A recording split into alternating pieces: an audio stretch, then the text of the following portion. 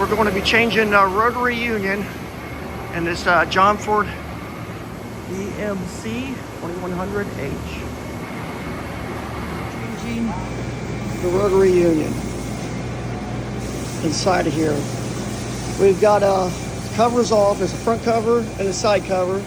We'll remove those first, and they'll give you access here. The second thing you want to do is measure this distance before you start taking those off and taking your lines loose. Make sure you have it powered down, locked out, all that good stuff, and in a position you can work on it.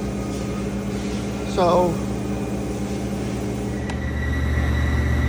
and before you take the lines loose up top, be sure to reduce your counterbalance pressure down to 0.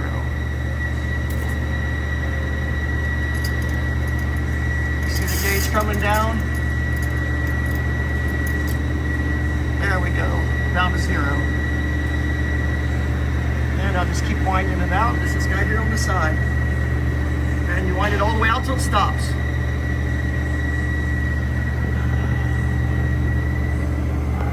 And we are on 0.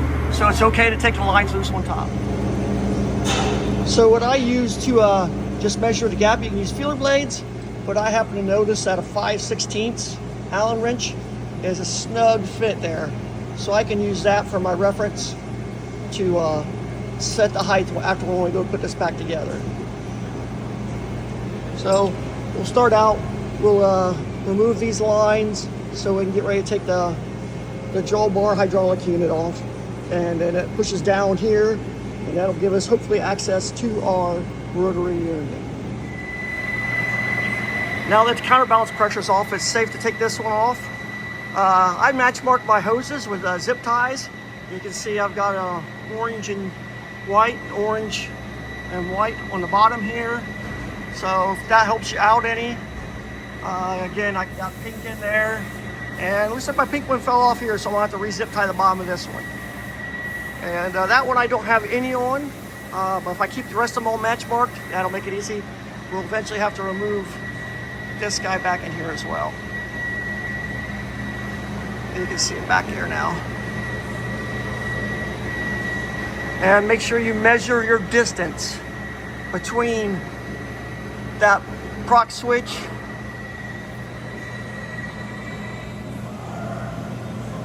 Make sure you measure that distance in there before you take it apart, so you can put it back together in the same place. Okay, what I've done is I put my colored zip tie on here, and I went with the green up here. I put cap plugs on most of my fittings just to keep dirt out.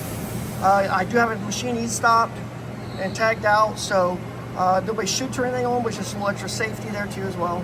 And I took my filler blade. Get right there we go.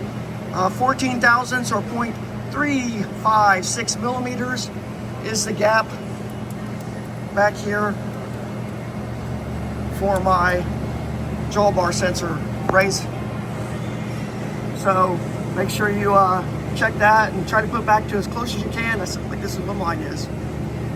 So next thing we'll do is we'll take these off. And then we'll be ready to lift the drawbar out. It's not easy, you gotta turn sideways, kind of a pain. And I've taken this loose now. It's a 4mm Allen wrench. And I use 19mm or 3/4 on these. So we'll just slide it out. Bring it down out of the way to the side here. And now these. And there's an Allen bolt that goes through here into this. So what you'll have to do is take it out, and you'll need an 8mm socket for that. And it'll be all three of them.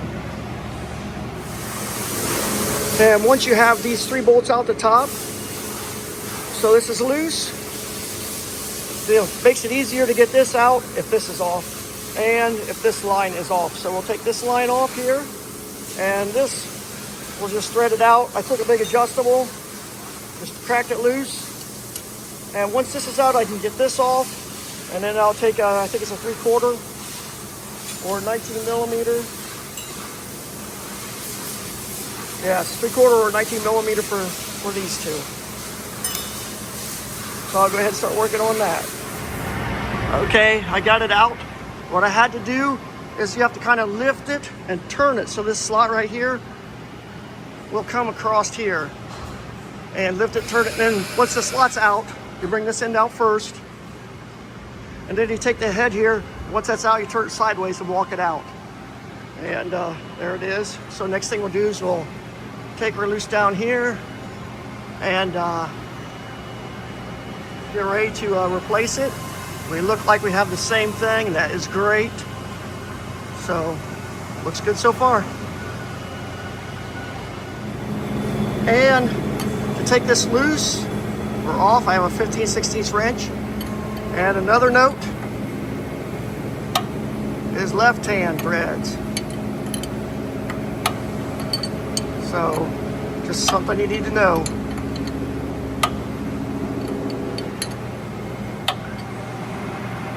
Okay, we have the new one back in. I'll put just a little bit of sealer down here, tighten it up. Remember, it's left hand. Then I put a little bit of sealer here and here and tighten those up. And we'll put just a little bit of rubber protection on there as well. We have some pieces of hose put around it because it would rub against this side right here inside. And if you look, you can see the witness mark right there where we tried to rub through. So this is just to protect the fittings from that vibration in there. So, but we want to put the jaw bar back in and hook our hoses back up, and we'll be ready to go here shortly.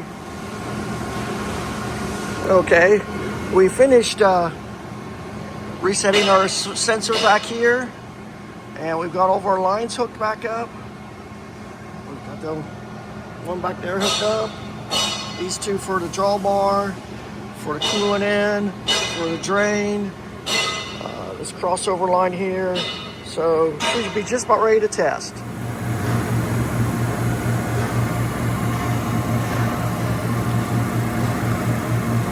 And I had to hit the reset on the button, or it tripped out because I didn't have enough pressure on the counterbalance. So we'll go ahead and bring it up now.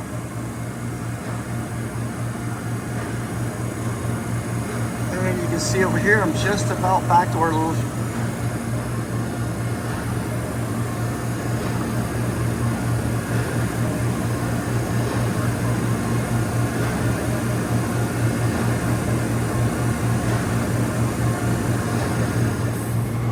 And before testing, be sure to reset your pressure back up into the proper range. You can see a needle in there.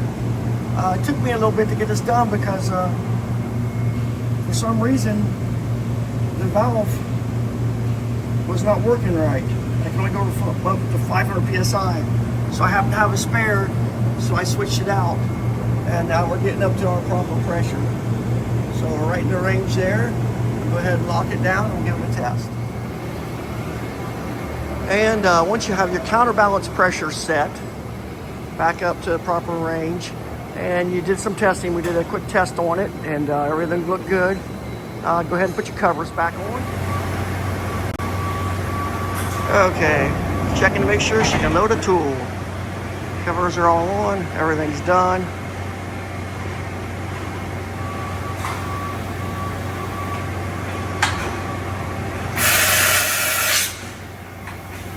I'm going to put a coolant tool in.